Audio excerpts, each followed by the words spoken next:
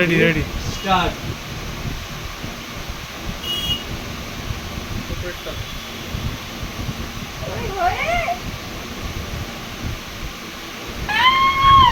এটা নেই রিয়াকশন নেই কাস্টমার।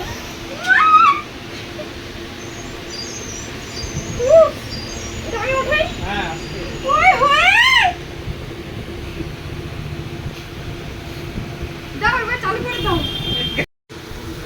তো বন্ধুরা, তোমরা এত বন্ধুরা দেখলে যে কাস্টমার রিয়াকশানটা কীরকম ছিল আইফোন 15 প্লাসটা পেয়ে।